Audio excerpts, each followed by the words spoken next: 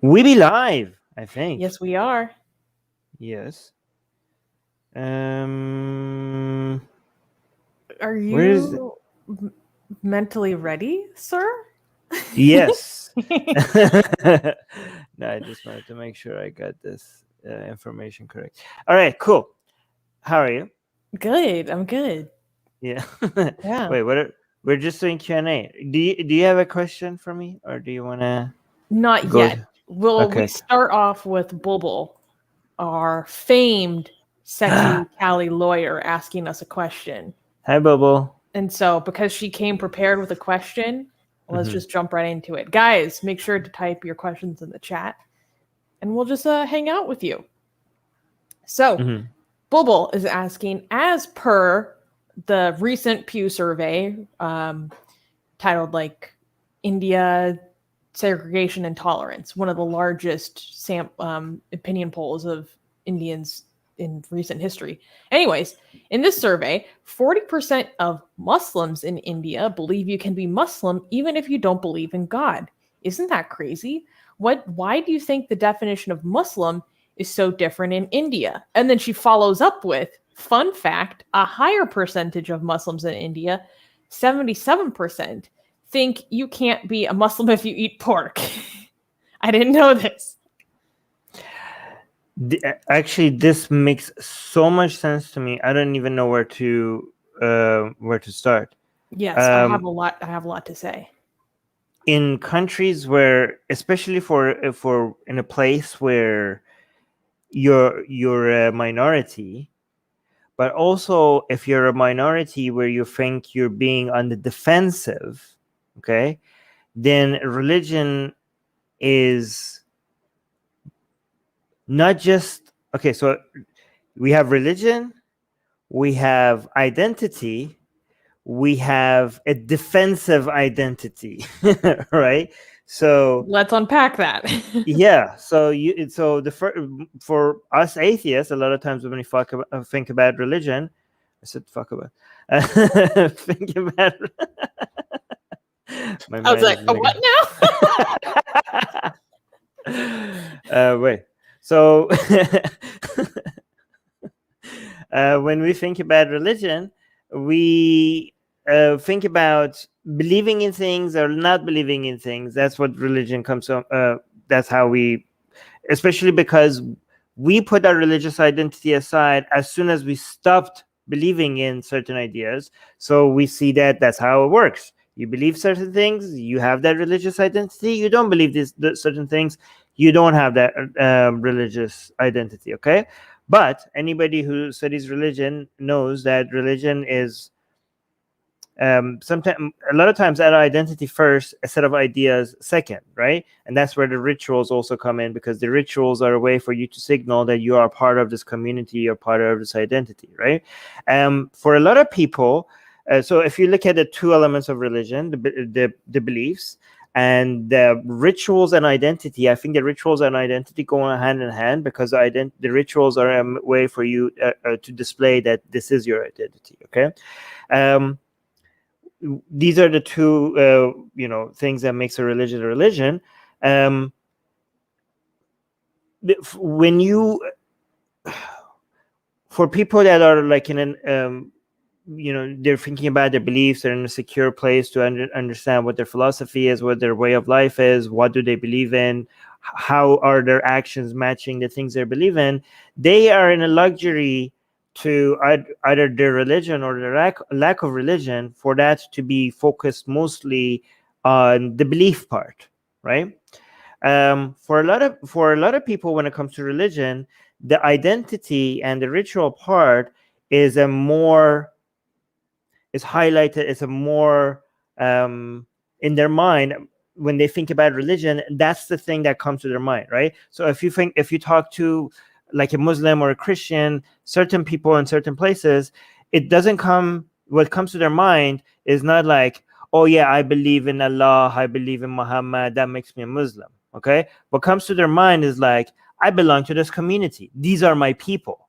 Okay, so we as atheists, we were like, for example, me who have left Islam, I feel like, okay, I don't believe in Allah, therefore I'm an atheist, I don't believe in I don't believe in Islam anymore, so therefore I'm not a Muslim, right? So I think in belief, right?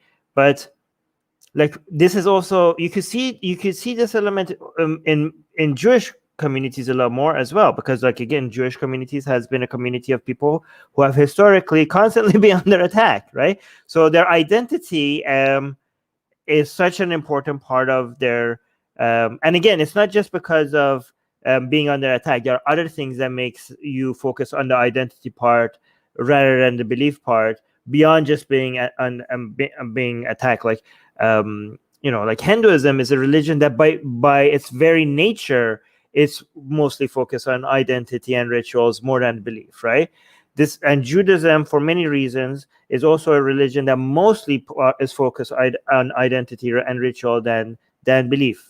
Okay, Islam and Christianity less so. Islam and Christianity, the belief part is very important. In fact, in Christianity, I think the belief part is very much highlighted. Like just accepting Jesus is the center of the entire thing.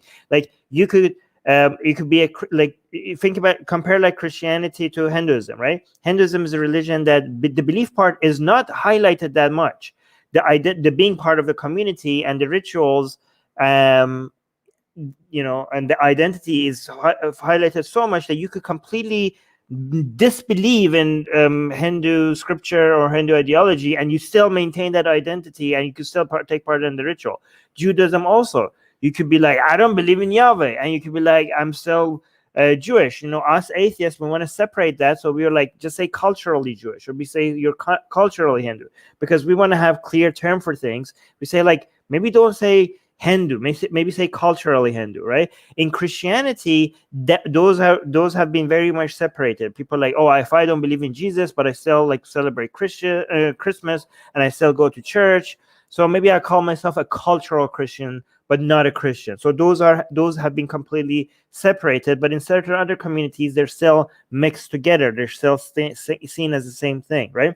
So some religions, by the very nature of them, the way they evolved, they are so mixed together that people still identify as Jewish or Hindu, even if they stop believing in the superstition or the fiction, right? In Islam, it really depends where you are, right? If you are in a Muslim majority country, you are more likely to consider yourself not a Muslim anymore if you stop believing in stuff, right? Because you are not under attack.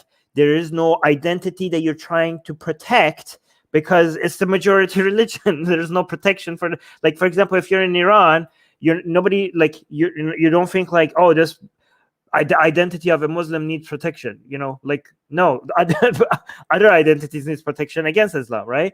So you don't think like, no, I need to keep my Muslim identity because if I don't, I'm betraying my people. Like you don't feel like that, right? So in a country like Iran, it's more likely that if you stop believing in Allah or Muhammad as his prophet, you're like, yeah, I'm not Muslim anymore, right? I'm not like, there's no community that, yeah.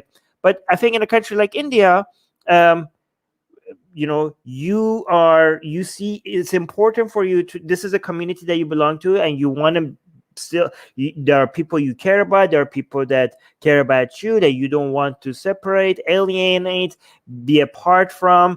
You might think like, this is a community of people that are under attack, so I need to identify, I need to show solidarity with them.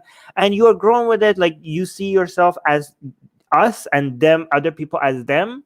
So you're not just going to abandon these people as us just because you don't believe in certain things that they believe in. You're like, I'm going to maintain that identity. In fact, one very famous example of that was Farid Zakaria, who doesn't believe in anything religion related, but he was like, you know what, I feel bad for people attacking Muslims and Islam and like all this bigotry and stuff.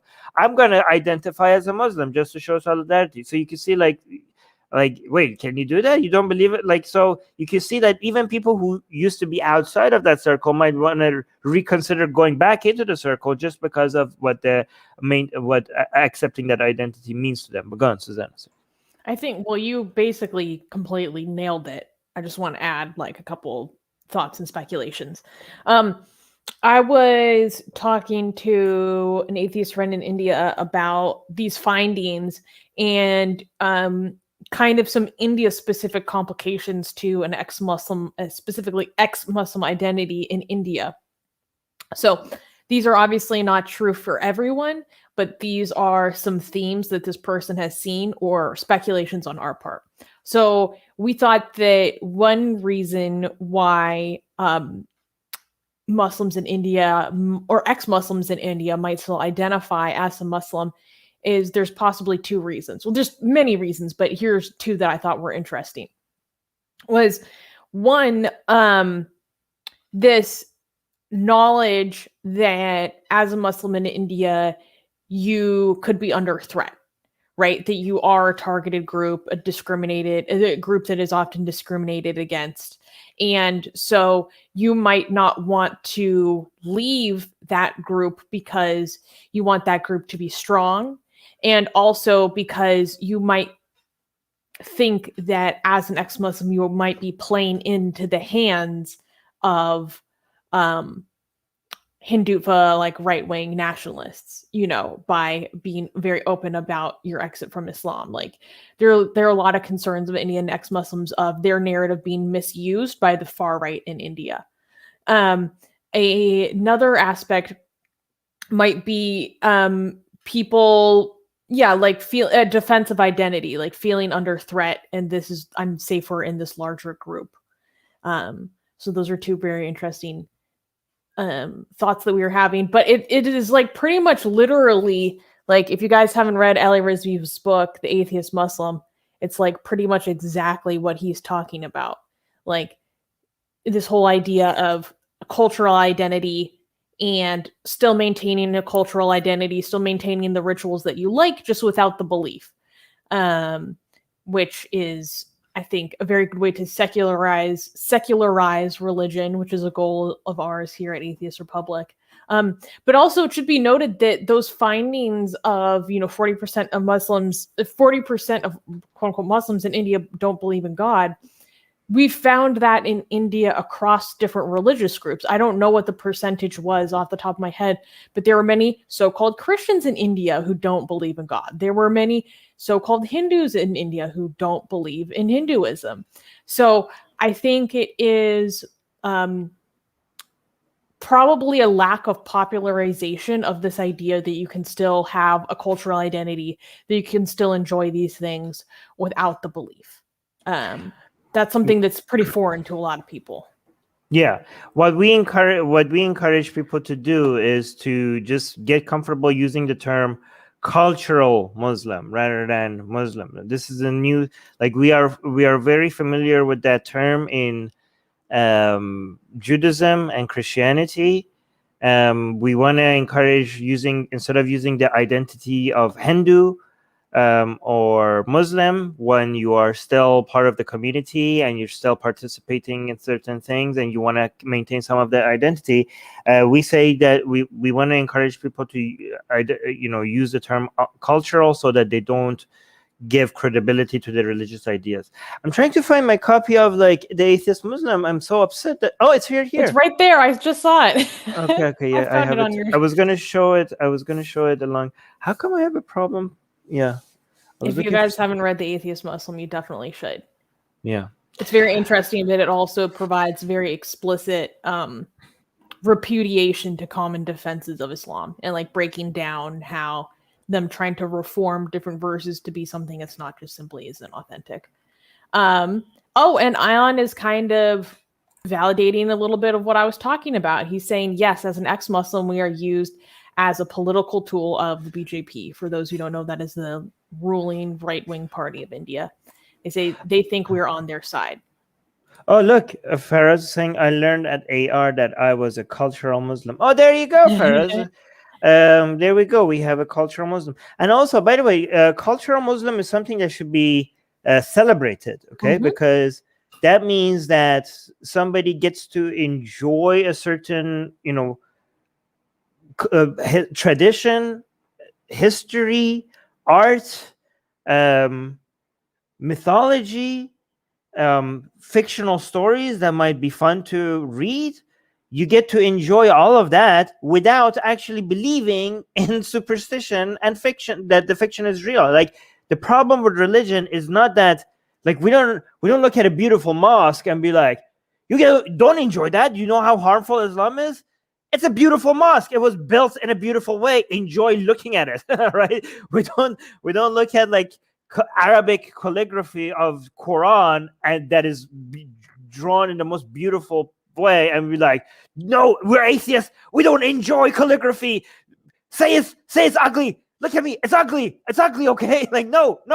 You're not an atheist unless you think this is ugly. Right? No, enjoy the goddamn art. Okay. The problem with religion is believing in things that you don't have evidence for them to be true, and also the harmful conclusions that comes from believing things that are not true. If you don't believe things that you don't have evidence for, and therefore also not get conclusions that are harmful because of those faulty premises, you get to enjoy the things that are historical or beautiful, and also the rituals that gives you pleasure and reminds you of your childhood, and connects you to a certain group of people that you like. You get to do all of that. You're not doing the harmful bits, which is the belief part. Anyways, and to close, Ion is saying AR is culturally Shia. That's a good one. Yes. Can I get a 1, 2, 3? Yeah, Hussein. No, yeah. Yeah. Okay, move on. There was one. Should we address this? Marquise is asking, if Jesus isn't real, how come the tomb was empty? Checkmate atheist. All right, let's shut it down. Shut it down. Anyways.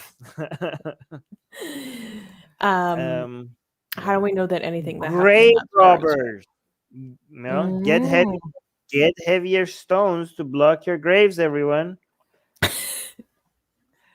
Maybe, actually, you know what? Now that I think about it, I just came up with this potential hypothesis. Like, the people who worshipped him, he just the night before he said, "Eat my body." I knew you were going there. No, didn't Jesus say like my body is the bread, my blood is people like, and then he died. People like, okay, let's go eat him. Flesh? Let's go eat him. Literally, I think they ate him. Oh my god! I think they ate him. I think his followers went and stole his body and ate him. You guys don't know this, but Armin is kind of secretly into gore. Secretly.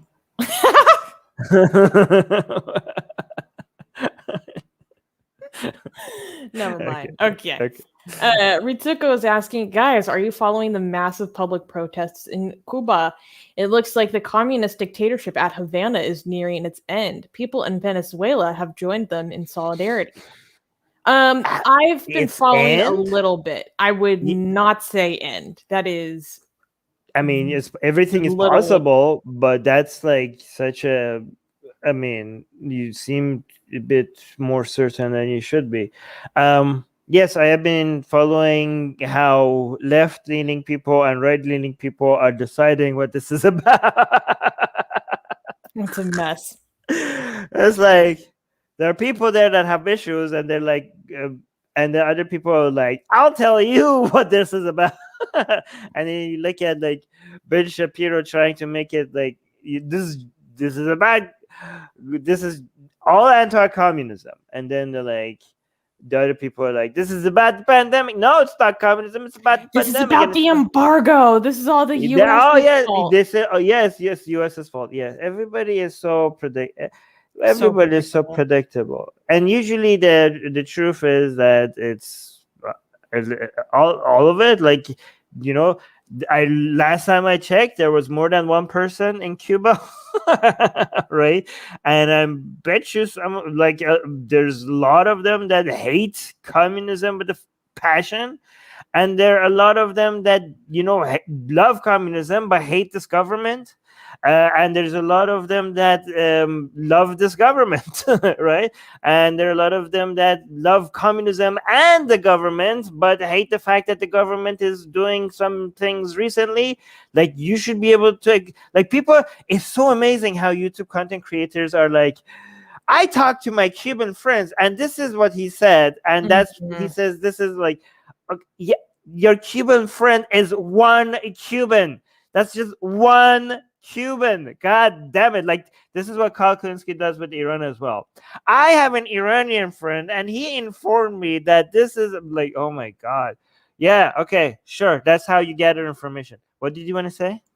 Well, okay, so I was watching a panel discuss this topic, and there was one woman who was from a pro-democracy organization based in the U.S., and then there were two people who were more scholars or maybe think tank kind of individuals.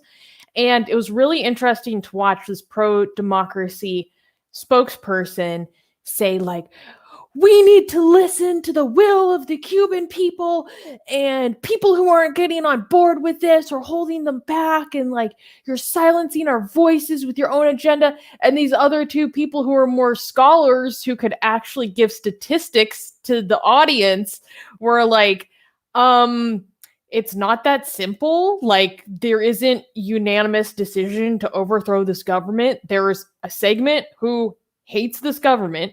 There's a segment who loves this government. And I mean, I don't know the exact percentages, but larger than both of those groups is a segment who is just unhappy with how things are now. That doesn't mean that they inherently oppose this system altogether, but they're very unhappy with the status quo, with the way that the government is currently operating things, that they refuse to accept the status quo any longer. It's not that it's not a condemnation of the entire system that Cuba is under necessarily, right? But because of the divide of these opinions, like, people are really trying to pull their narrative in one way or the other. Yeah. You do have to keep in mind that the Cubans in the United States are way more anti-communism than the average Cubans in Cuba, right? Like, I'm not saying they're not pretty hardcore. Yeah, they're pretty hardcore. They're a bit of passion. They're very hardcore. Who am I kidding? I mean, I don't blame them, but I love it. I love the passion, but sometimes you can tell sometimes they leave the realm of reality.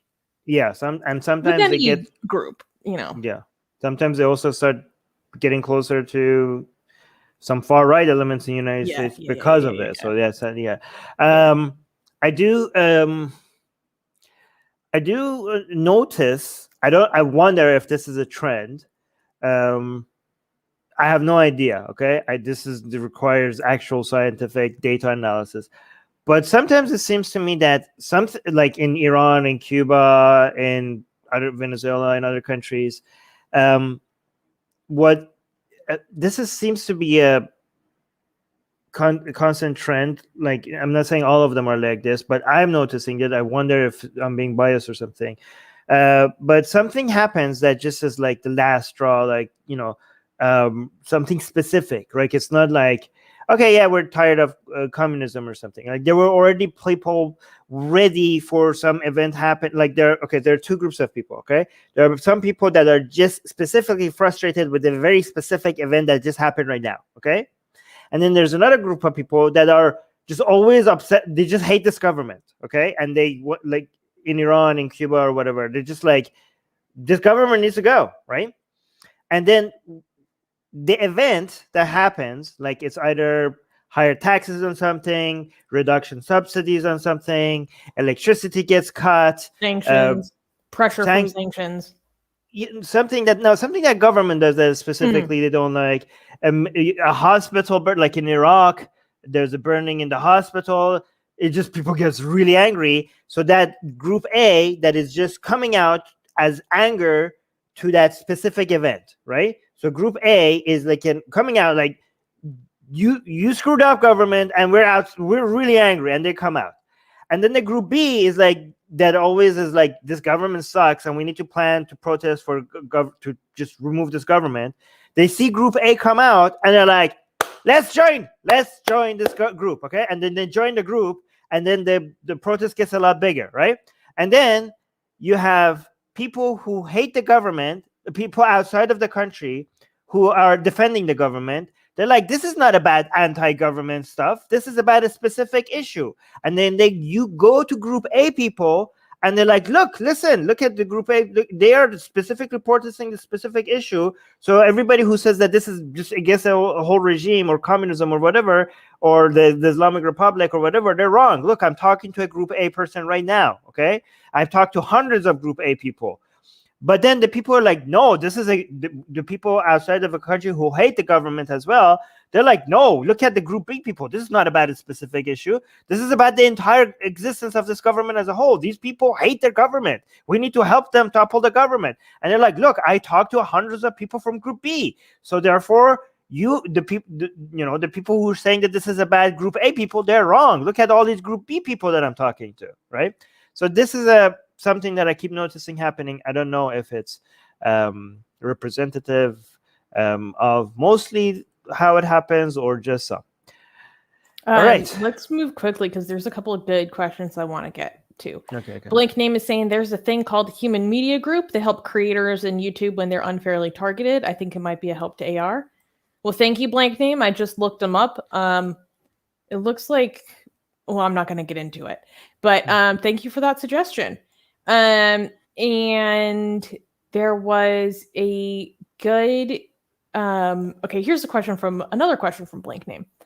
What do you think of the claim by empiricists that you can't make the inference from success of scientific theories to the truth of scientific theories? Parentheses, I think religious people exaggerated the importance of objectivity and absolute truth to make it seem like science and religion are on equal ground. Go back to the first section. Mm-hmm. What do you think of the claim that empiricists that you can't make the inference from success of scientific theories to the truth? All right, then how the hell did we land on the moon? Okay, like that's very easy. Okay, the superiority of empiricism and inductive reasoning. So, okay, guys, we have deductive reasoning and we have inductive reasoning. Deductive reasoning does not ever give you new information because you get a conclusion from a set of things that you already know, and the conclusions your conclusion is in scope narrower than the premises that you already have. So you just are looking at something that you already know in a more specific way. To be able to expand knowledge, you need empiricism and you need to use inductive reasoning to go from the information that you already had to extra information beyond it, like to have more knowledge and new knowledge and expand your understanding of the world. You need to be able to, do inductive reasoning for the scope of your conclusions to expand beyond the narrowness of your premises. So here's the thing about the deductive reasoning, which is not empiricism and all, that people like, is the certainty in which you get the conclusions, right? But the certainty that you get is coming with the cost of you not being able to achieve new information and to be able to enhance the scope of your knowledge, okay? So the good thing about inductive reasoning and collecting data and then coming up with conclusions for based on the data that you have for things that you don't have in your data set, like, so get some data and use that collection of data to come up with conclusions beyond the sample size that you have collected, so to gain new information that you are not witnessing, and that because you cannot go and witness the entire world, so that expands your knowledge about the world. But the cost of that is certainty, okay? Because you could look at 100 swans and be like, they're white. Then you could look at 1,000 swans and you realize they're white. You could look at 1,000,000 swans and you see that they're white. And you're like, okay, based on the data that we have, swans be white. Swans be white. And people are like, okay, this is the problem with science. The problem with science is that not all swans are white. We went to Australia and it was a black swan. There was a black swan. So they said this is the weakness of science, because the only way that you could be certain with empiricism and using inductive reasoning is for you to witness every goddamn swan, and you can't do that. So no information that is collected from empiricism is going to give us certainty about the knowledge that we have. That's a Humean criticism of inductive reasoning, right? That's what Hume said. But we don't need certainty, okay? When we choose beliefs, we need to be reasonably assured that this is the correct conclusion. We don't need certainty. The cost of certainty paid for the price for us to have reasonable beliefs, that cost has been so worth it, right? And the proof, and by the way, the whole Humean criticism of inductive reasoning has been already answered by Karl Popper. So Karl Popper, as a the philosophy of science offered, but the process of falsification. So the people that criticize science and empiricism, they're like, we can't ever verify anything in science because we can't observe anything.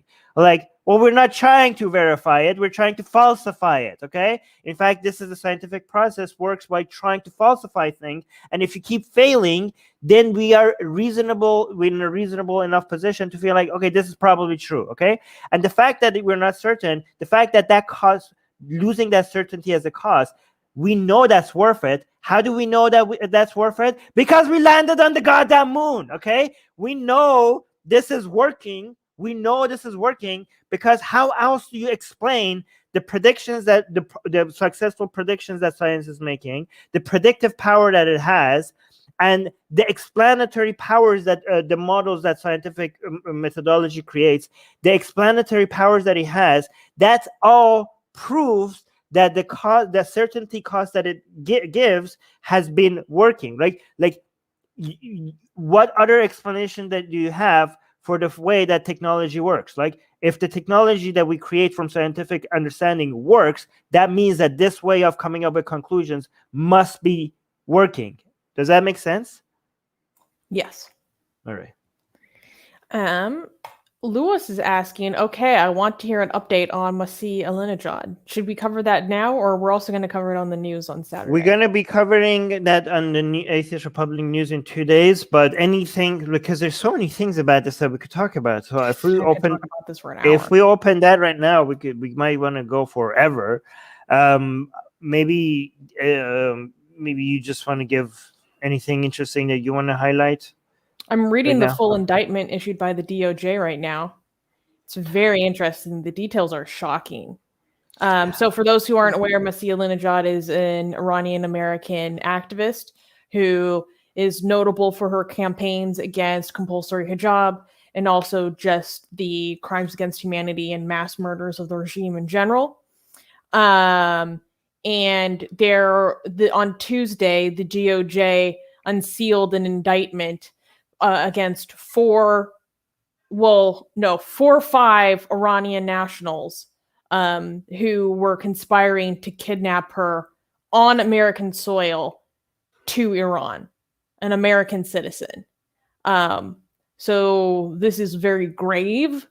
It is escalating things to a degree we haven't seen before. The implications of this are huge, and the response from the international media and countries around the world is also going to be extremely important to watch over the next couple of weeks. When I was reading this indictment, this specific network that was working to try to kidnap her also had several other victims or planned victims on the North American continent. So she was victim number 1 in the indictment. There were 5 more victims. 3 of them were all Canadians. So this specific network was also working to try to kidnap 3 Canadians from Canadian soil as well. It's really extreme, and it's going to have some pretty big implications in terms of our bilateral relationships, I think.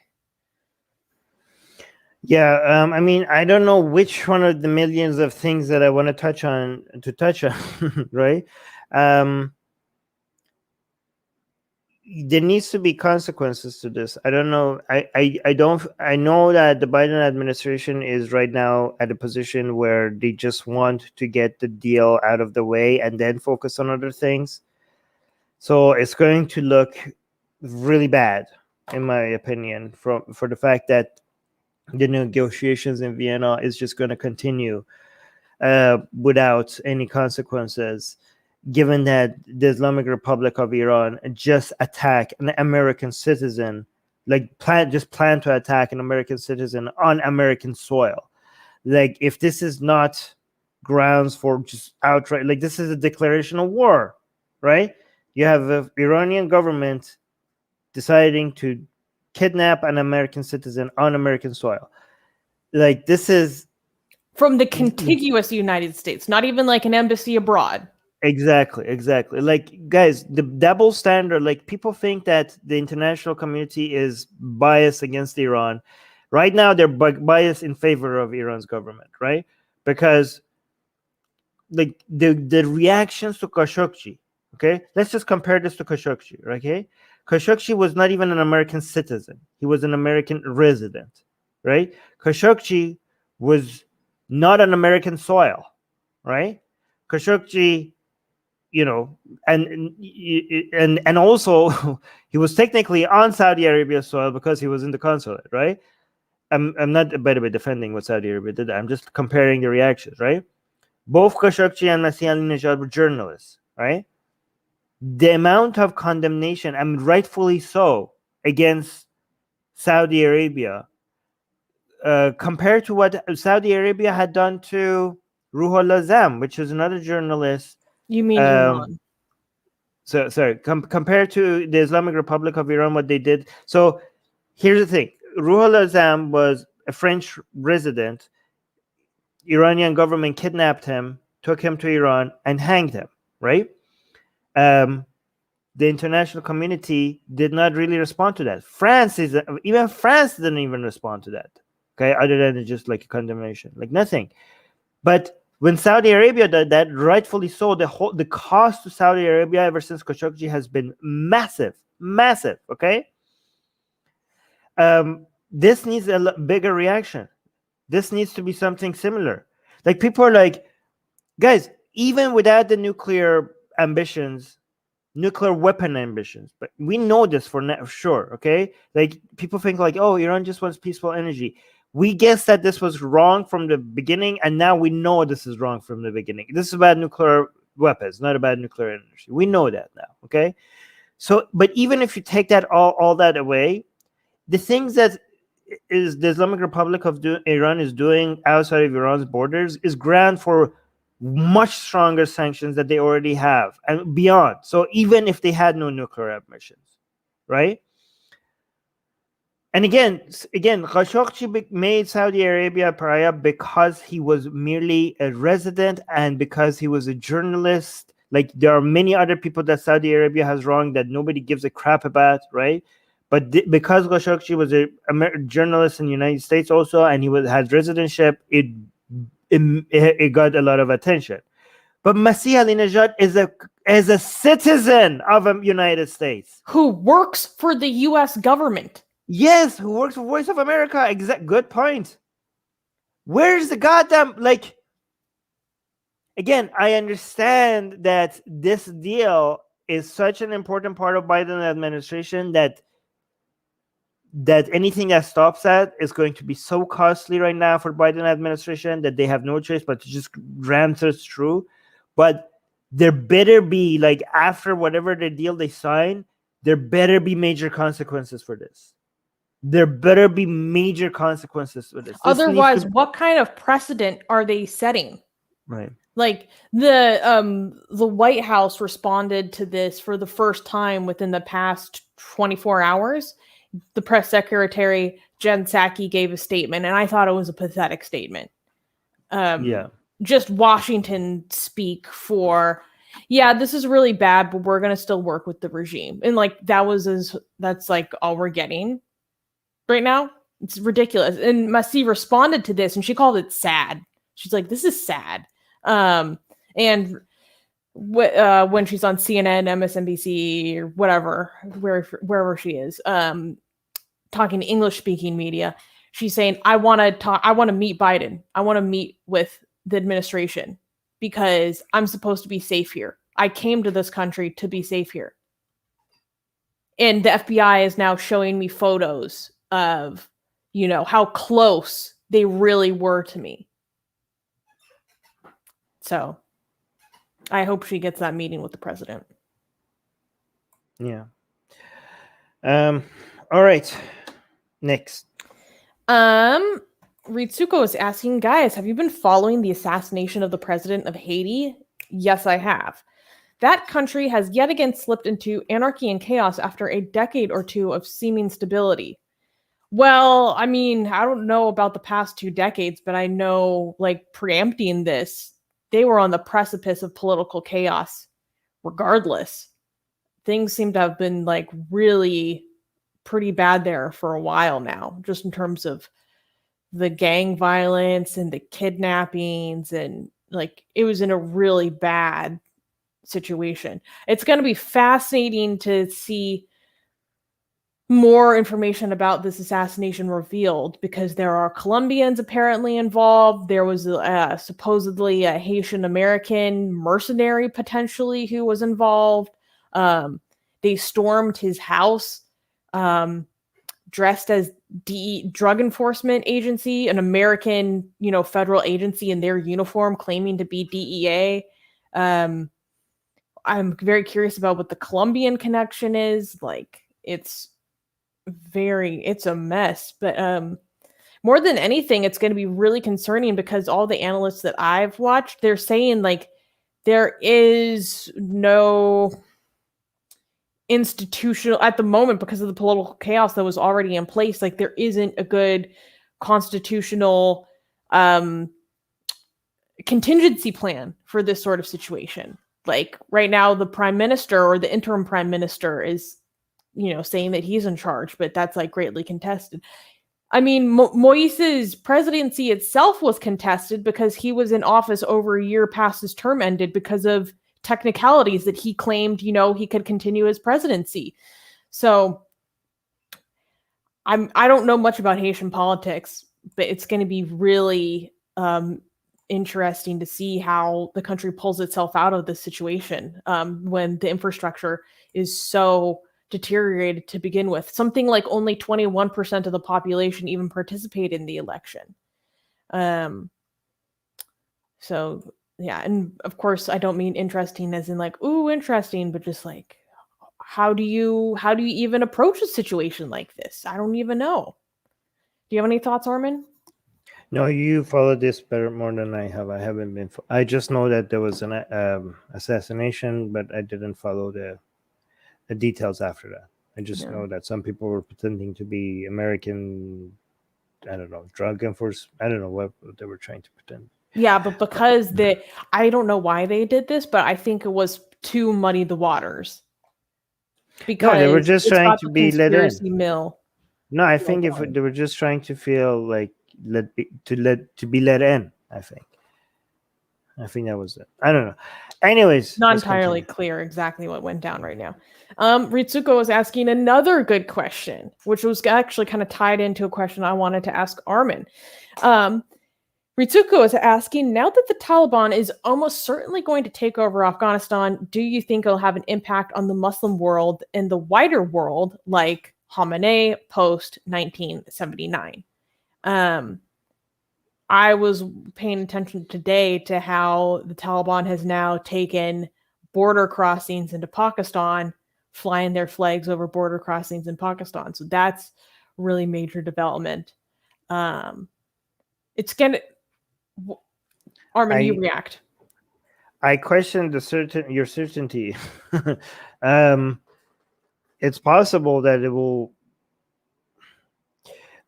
will make, their success is very, very intense, right? But it's still yet to be seen whether or not they would be able to hold that, especially in major cities.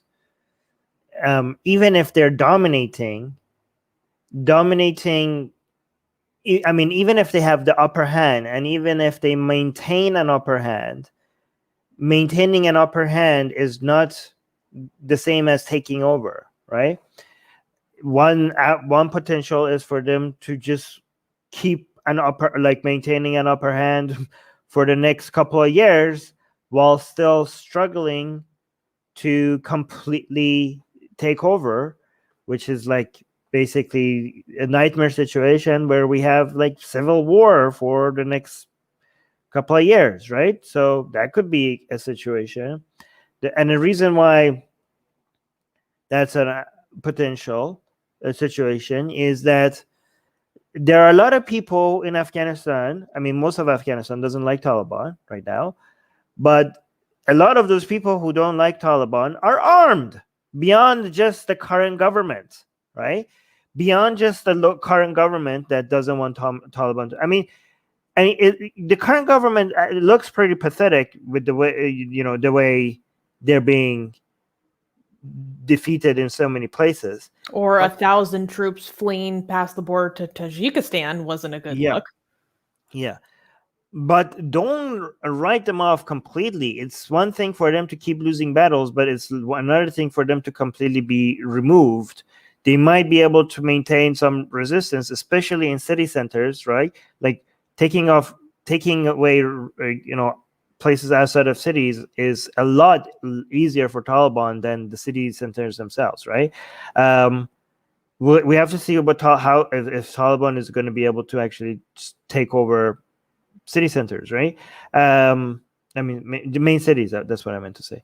But again, with this low level of support in Afghanistan and all the people, a lot of tribes in Afghanistan are armed, very, very much armed, right? It's not going. I mean, I don't even know if Taliban is going to be able to completely take over ISIS areas, right? Like they have to even fight against them as well. Like, so I wouldn't be so certain about them taking over. I'm not saying they're not going to take over. They might take over tomorrow. That's how fast things are changing, right? But again, I'm just be a little bit like, don't completely write off the other side. That's one thing. What's the impact? Do you want to say something before I address the second part?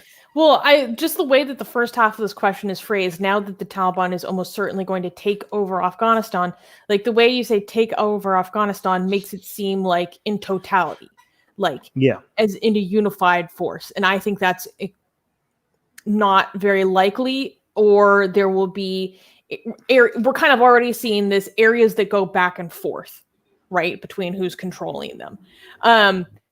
I will note that Joe Biden, when giving his most recent press conference on the matter, maybe not most recent, but recently, he said that he thinks that that it is, quote, very unlikely that there will be one unified government in what we now consider Afghanistan. Right. See, so that's, oh, wow, that goes in support of what I'm saying. And another thing is, just to give you some context, even before Americans attack Afghanistan, like, even before that whole thing, like before the toppling of Taliban, how many years? 20 years ago, right? Even before that, Taliban didn't have full control over everywhere. There were still places where Taliban didn't have full control over, right?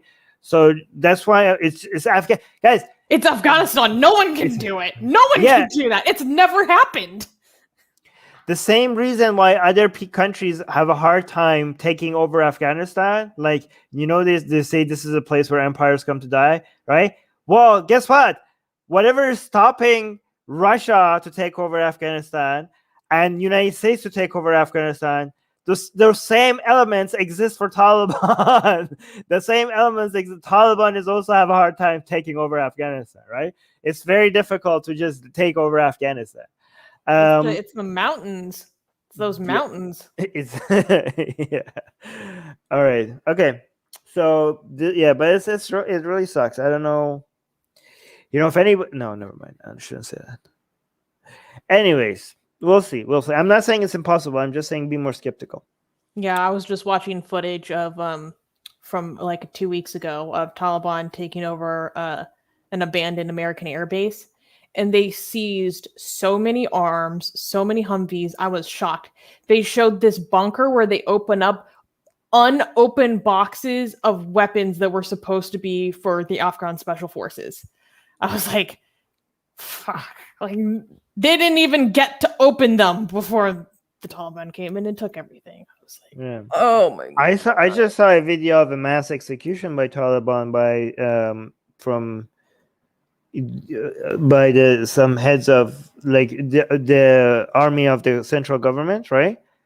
I just saw a video that they captured them and they were all they had their hands up and no weapon and they just started shooting. Mass execution. The video just came out. Yeah. So they are pretty much the same. Like the whole idea of like, yeah, we change. Doesn't seem like it. Like even the areas that they take in, like the women, like people like, oh, don't worry, guys, we're different. We're gonna respect women's rights. Like no, it's already you already are like not letting women go, go to school in the right now as we speak in the areas that you're taking over. So it's horrible. They have no intention to be peaceful. They have the intention to just assert their authority. Period. Yeah. Like the idea of negotiations, I think, is force. a little bit like ludicrous. But music guy saying those were special forces. Yeah. Mm-hmm. Okay. Yeah. Thank you, music guy. Yeah. There's something else I was gonna say. Oh yeah, and then the Taliban. I forget where it was, but they broke into a prison and freed all the captured fighters. I was like, oh yeah, and did you see that they're trying to make a new deal with the Afghan government, Taliban? They're like, we give you 3 months of we give you 3 months of ceasefire if you release our prisoner. I think like I don't know how many thousands of prisoners. And the government, Afghan government, was like, wow, like it was a crazy number of Taliban prisoners, and they rejected because it was insane. Like 3 months of ceasefire, which Taliban usually doesn't. Taliban, you don't. 3 months in which we will take that opportunity to train up and reintegrate those forces into our numbers. No, like it's so amazing. Some people are criticizing Afghan's government right now for not giving into this, right? But think about it. If you release Taliban prisoners, the thousands and thousands of Taliban prisoners, for Taliban to do a ceasefire for only 3 months, after the prisoners are released, Taliban you can't go get back those prisoners, but Taliban could stop the ceasefire, right? And Taliban has been time and time again shown that they don't give a crap about the agreements that they have signed. So don't like people are like Afghan government is in no position right now to say no to Taliban.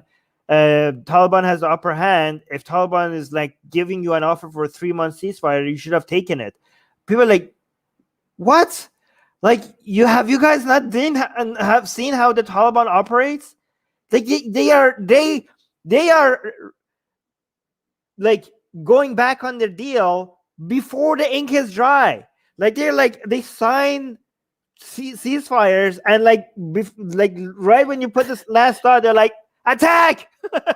Not even. It's like we're doing peace negotiations in Doha right now as we continue to make advances and claim ourselves that we now control 85% of the country. Like, right? What? Yeah. What? And also, you know who else doesn't trust the Taliban? The Taliban doesn't trust the Taliban. Because they can't even hold themselves because there are multiple. Taliban is not one thing. There are multiple Talibans. So sometimes they're like, oh, we signed a ceasefire, and they're like, there's an attack, and the Taliban that signed the agreement, they're like, okay, who was it?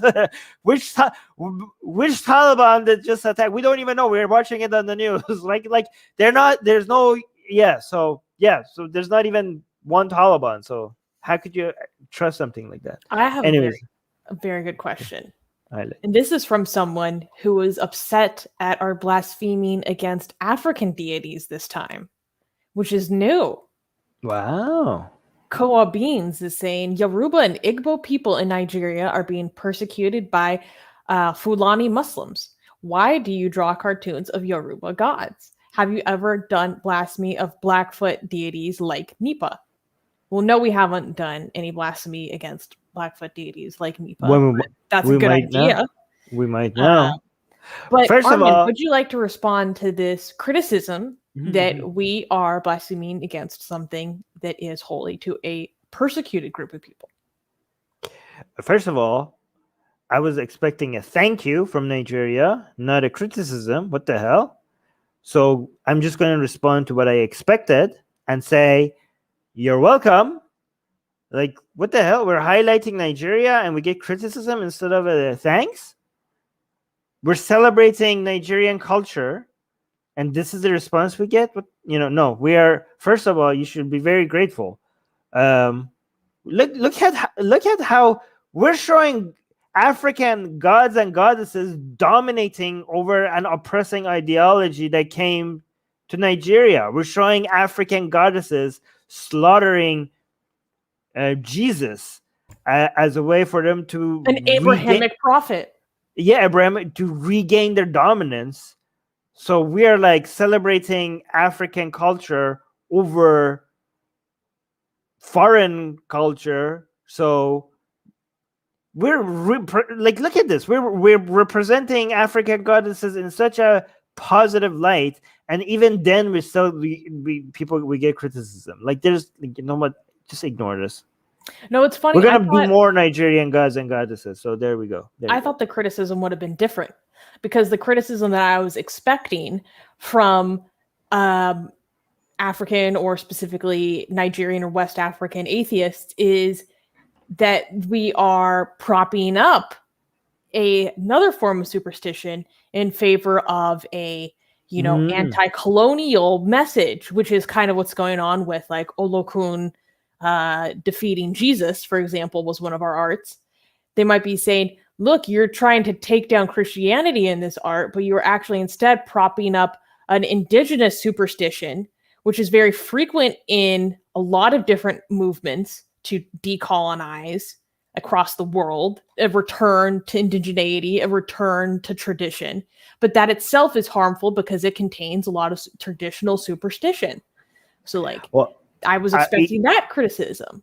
Yeah. My response to that would be like, no, because most of the people who use that kind of symbology are atheists and non-religious people. I don't think anybody literally believes that these goddesses are real. I haven't seen. Do you think like the people who use the symbology of ancient, African or Indonesian or Filipino or I don't know, South American, like mythology, do they literally believe that these are real gods and goddesses? They don't. Okay, so it's very safe to have fun with them, and also your goddesses are now ours. Okay. Our goddesses, because they don't belong to Nigeria. They belong to everybody. This is our fiction and they're public property, and anybody could do whatever they want with them. So I don't care that they came out of Nigeria. They belong to the world, and you don't have ownership over them. And we get to have fun with as many gods and goddesses from anywhere on the planet that we want. If you don't like that, you could try suing us in the court of your god, your pantheon. Of atheism. No, in the court of your ancient pantheon of gods. I'm sure they have a court system over there. I don't know. Anyways, next question. Quick question from Sid. Can you cover the latest incident about Silly Deal, where Muslim pictures were auctioned online? I just found out about this today, so I think we'll cover it on the news next week. But Armin, this is crazy. This recently happened or came out that there was this hate site that was put up where photos of Muslim women, many of them kind of like more outspoken young professional or women, were put on this site, which is a slur for Muslim women.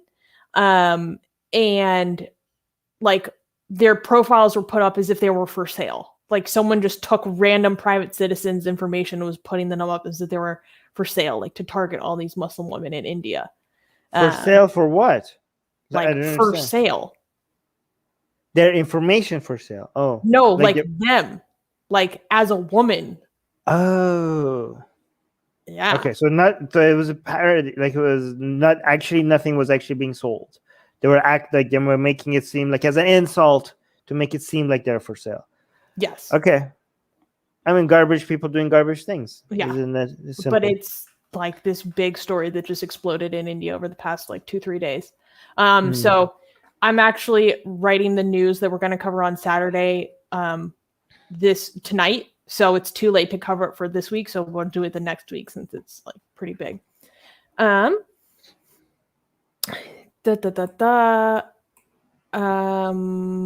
like a music guy saying like they were gonna kid. No, that it was just being an insult, like acting like they are like just as it was if just it was a marketplace for Muslim women. It was just an insult. It was just an insult. I mean, people like comment on that, like, yeah, it's like people being assholes. Like, what else can you say, right? Yeah. Let me try to find, guys, if you're asking questions, please be sure to tag Atheist Republic so I can find it easier. Oh shoot, my chat just jumped. Yeah, I'll find something because we're going for. I think you here. I think you do well highlighting African deities, slaughtering Muhammad as well. Why is it? Yeah, we have that. We have that in our list. That's coming. Actually, the Olokun one was going to be Muhammad, but I did some research. I found out that the region where she was venerated is now in modern day southern Nigeria more likely to be Christian. Yeah, so we're gonna have goddesses in parts of Nigeria that is Muslim attacking Muhammad, and goddesses that are part of in Nigeria that is Christian will be attacking Jesus. Ooh, because they're trying to reclaim their domain and their authority. But go on. Take back the throne. If anyone knows any cool pre-Islamic Arab goddesses or gods, that'd be really cool too. We kind of already did Al-Uzza, Manat, and Alat. Yes, but they weren't attacking Muhammad. They were just sitting on the Kaaba.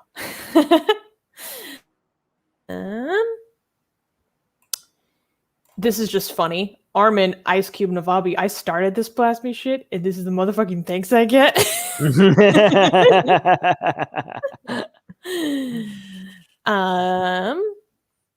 Have you found any questions? Because I completely lost my... Yo, here we go. From Ritsuko saying, Sir Richard Branson, put the sir on it, traveled to space and returned. Do you think we'll be able to visit other planets and return to Earth within the next 100 years?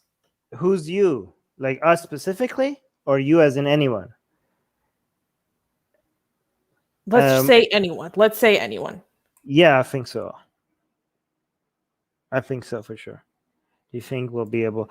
I mean, we'll be able to visit other planets and return on Earth in the next 100 years.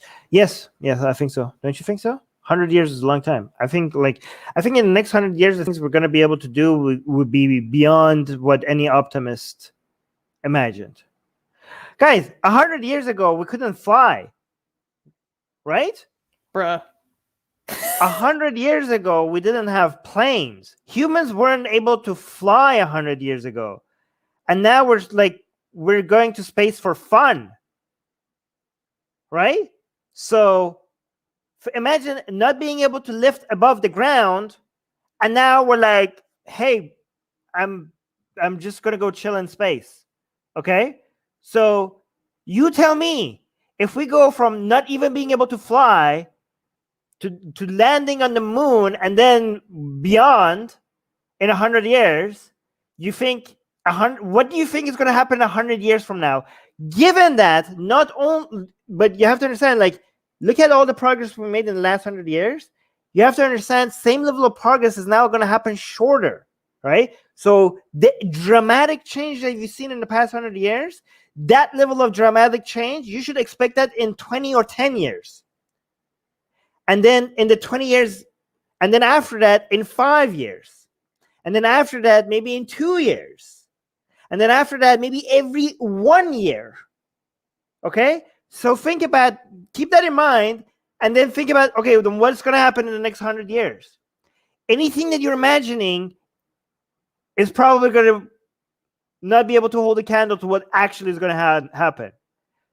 The things that we're going to be able to do in 100 years from now will blow your mind if you could just glimpse at it right now. Like, you're like, even the most optimist is going to be like, I didn't think we're going to go that far. And my proof for that is, like, think about a person 100 years before. The things like you could tell them about today. It's happening today. If you could tell them. Here's the thing. Here's what some people understand. People keep thinking like we haven't progressed enough because we don't have flying cars. Okay, the limitations to flying cars and Flying stuff like cars is a dumb that, idea. No, let me finish this. The limitation is not technology. The limitation has been energy. Okay, when it comes to the things that are limitations to technology, like figuring out how things works, we have been way past anything anybody could imagine. Okay, when it comes to flying cars, it's just doesn't make sense to burn that much energy just to be able to just hover around places where there are more energy efficient ways of getting around. Okay, like it doesn't make any sense to do that. Okay, so that's the only thing that people keep highlighting. Like, what is it? The Jacksons? Was it the Jetsons? Was it Jetsons? What's it? Yeah, the Jetsons promised me flying cars, and there's no flying cars. Therefore, we're behind. No, we're way ahead. 100 years ago, we couldn't even lift up the ground, and now we're in space. Well, actually, I have a correction. On December 17th, 1903, the Wright brothers made 4 brief flights. So what? More than 100 years ago, 1903. 1903. Okay, 118. No, 16 years ago. Okay, so there we go. Close enough. This is just wait. No, 18. Damn, Armin, you're looking handsome, bruh. Oh, who? You're not gonna respond to this? Oh, okay. Damn, Armin, you're looking handsome, bro. I know. I already know that. No, but yeah, you're talking about like flying cars are just inefficient. That was my point. It's a dumb idea. Yes, it is dumb. Wait, there was another question. But thank you. This was funny, just from Susie, grab some popcorn and watch Armin talk about technology for 1 hour. I know when I get questions like that, I'm like, stand back, everyone. Armin's got a lot to say.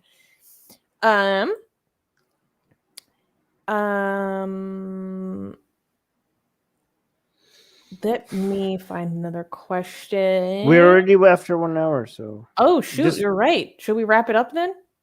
Yeah, just do one more comment. Okay, man, Ritsuko coming in with some great questions this week. Mm-hmm. Ritsuko is saying, do you think cryptocurrencies could lead to a situation worse than George Orwell's 1984? China has already come up with the digital yuan. You're way more knowledgeable about cryptocurrency than me, so I'll let you take this one. I mean, you speak about cryptocurrency as if it's like, it's okay. Think about cryptocurrency like you think about the internet, okay? Or no, not the cryptocurrency, about the blockchain as a whole, okay? It's going to make a lot of things possible, okay? Some of them are going to be great. Some of them are going to be used for evil, okay? Overall, though, new technology is going to make more things possible, and the net result is going to be good, okay? It's just human progress, more ways of getting things done in more efficient ways, right? I think too many people are just focusing on the cryptocurrency nature of blockchain technology. Blockchain technology is going to be used in so many different things beyond just cryptocurrencies, but obviously the cryptocurrency nature of it, I think the net result of the cryptocurrency nature of it in the long term is going to be more freedom from governments rather than government, more than because cryptocurrencies, like when you have cryptocurrencies that are completely free from governments, then the fact that you have cryptocurrencies that are government controlled, people can pick people who are not in China, at least, get to pick what cryptocurrencies they use. Like there are going to be some cryptocurrencies that might be used for controlling people and monitoring everything, but there's going to be, for every one of those, there's going to be cryptocurrencies that are completely independent from governments, and might liberate people from the watchful eye of any government, right? So it goes both ways. But the thing that you have to realize is that which blockchain technology is going to eventually come out surviving from the other end. Don't be certain about any of that, right? Like, a lot of people think that betting on blockchain being influential means that Bitcoin is going to succeed, okay? But no, not necessarily, right? You could still be optimistic. You could have a world where blockchain has dominated the way that we sign contracts, record things. Like, maybe if you could look in 100 years, maybe you could see like, wow, blockchain has taken over a lot of bureaucracy in the world, and Bitcoin has failed completely. Or like, there's no Bitcoin has like been eradicated, but blockchain is here to say. I'm not saying Bitcoin is going to be eradicated. I'm just saying, like, those two things are not mutually exclusive. Like, think about blockchain technology the way like people looked at the internet the first time it came, right?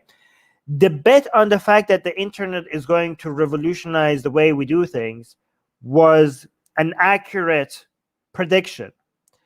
Does that mean that the dot-com bubble didn't happen? The dot-com bubble did happen.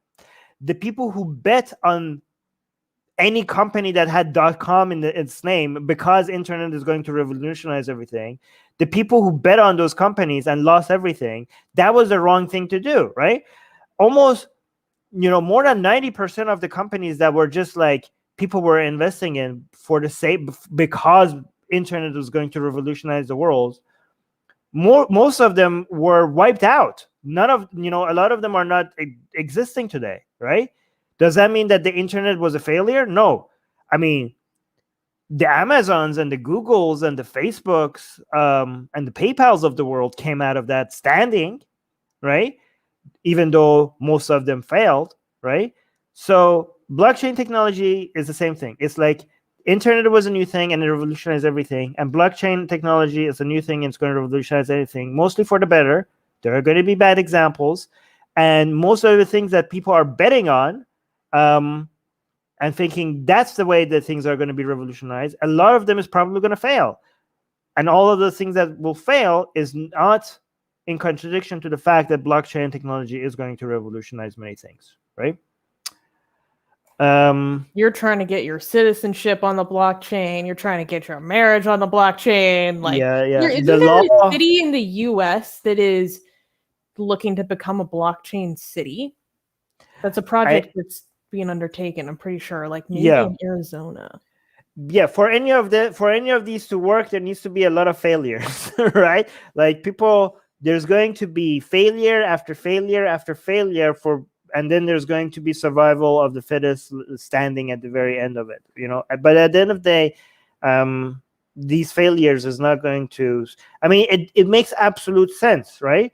Instead of having human contracts, laws that could be misinterpreted or executed in non-efficient ways, having everything completely exposed to verification and automatically done based on certain principles and factors that has been accepted in a place that it cannot be corrupted or taken advantage of.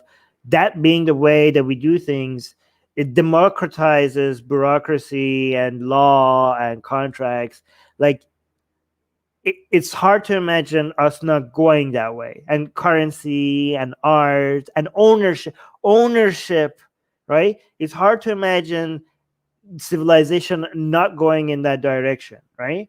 I mean, anything is possible, but it just will remove so much waste and so much potential for corruption and so much inefficiency. It will be so much, all of this will be removed so effectively that efficiency is hard to ignore. Okay.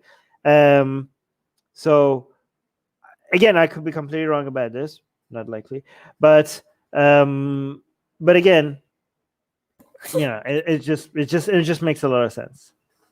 Offsheen is saying Doge hold. No, don't highlight that. We're gonna get. Well, I YouTube just is wanted gonna- to highlight this because I wanted to highlight Offsheen actually, because seeing Offsheen in the live chat reminded me of something. Guys, do not. Okay, yeah, Afshin, yeah, but that's gonna make YouTube. It's gonna make YouTube think that we're suggesting people to like hold a cryptocurrency. Guys, We're do not. not. He's making a joke. Yeah, I know. This is a joke, guys. Do not take financial advice from us. Do your own research. But I would think that there is no research you can do with cryptocurrency because there's no history for you to research, right? Like, oh wow, we have 5 years of history. Like, okay, great. So no, like this is like again, my advice is completely based on, I'm not an expert, I'm all the disclaimers, okay? But if you're investing in these things, make sure you're investing in things that you are okay. Can I, when you no, like Afshin is like Afshin, you don't understand how YouTube is. Like, I'm joking. Oh yeah, I'm YouTube algorithm can determine the difference between investment advice that is a joke and investment advice that is not a joke. Afshin. Okay. Anyways, Stony Lonesome is saying Offsheen. Wait, no, but I didn't finish my thought. Okay. Can you stop? When I'm saying something, when I'm giving a monologue, don't highlight any comments. Thank you. What was I saying? Oh yeah, guys, my advice is when you're investing in things like this, only invest in the amount of money that you are okay, you are capable of losing completely.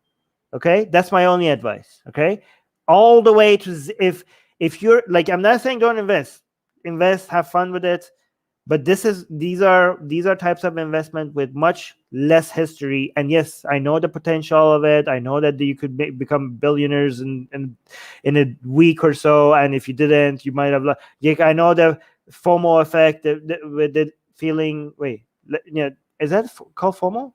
Yeah, I fear of missing out. Fear of missing out, yeah.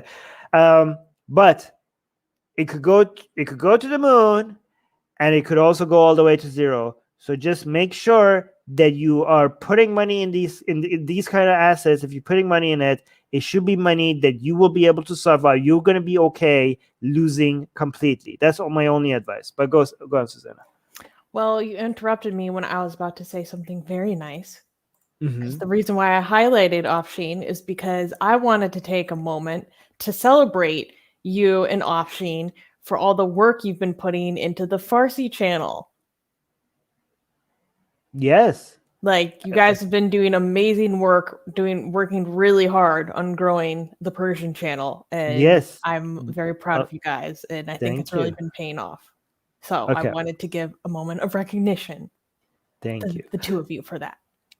Okay, well, I'm glad now that I know that what you were going to say. I'm glad I interrupted you, because that would be a big interruption between my advice I was going to get. So I'm glad that you put it at the area. Oh yeah, I was going to say 10K. Yes, we got that to 10,000 on Atheist Republic Persian channel, and it's doing very well because of Afshin's and Babak and Yasser's work. And the team is expanding, and Sohaila and other people who are joining our team and doing a lot of work for us. So thank you for everybody that is working. Yeah, Afshin is doing a lot of work for the Persian channel. So thank you for that. We're both very impressed. Yes. I don't know. I think it's cool to highlight these things because we have so many different parts of our community that I feel like sometimes people aren't aware of, like, what's going on in these different branches and different sub communities. And it's I like to kind of pull them together so we can all see how we're, working on different things that come together for, a big cause. Yes. Anyways, we gone over time. But yeah, thank you everyone. Great questions today. I'm really liking our community here, and the questions are we have removed a lot of fluff from a low bunch of people that used to make the live chat so messy with just nonsense and just random insults and stuff. Now it's so much easier to just see very interesting questions, and questions. The quality of our questions. We have just have a lot of fun doing this. Yeah, I'm loving the geopolitical questions in particular. Yeah, you guys are. Yeah, I also like the philosophy and scientific questions as well with the geopolitics. this is like something that we look forward to a lot. So thank you guys. Mhm. And Ritsuko is saying, great stream. Thank you for your answers. Yeah, well, there's a no, I'm not gonna let's end this here. Okay, so sorry, I'm not gonna highlight it because we could be here forever. Yeah. Blanket I is got to saying go write thank the you. news. Guys, Yes, make yes. sure to tune in same time on Saturday, 2 days from now. We're talking about the news. We'll be doing a even further in-depth analysis of the, Masih Alinejad case. We're going to be talking about Sharia law in Texas. Plot twist. We're going to be Right. talking about... Don't go full Ayan Hirsiali on me, Sus. You don't know what I'm about to rate. Okay. Who said I'm not pro Sharia? No. So if you're like, what are those things about? Make sure to tune in.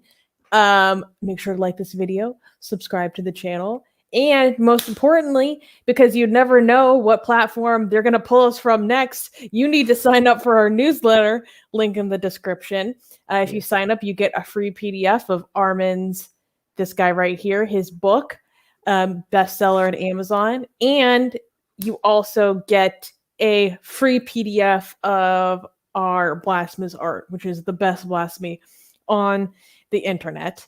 Yes, And very sexy. Make sure you... it is updated weekly because we're so generous. It doesn't stop. The gifts don't stop. So make sure to do those things, and we will see you in 2 days. Bye, guys.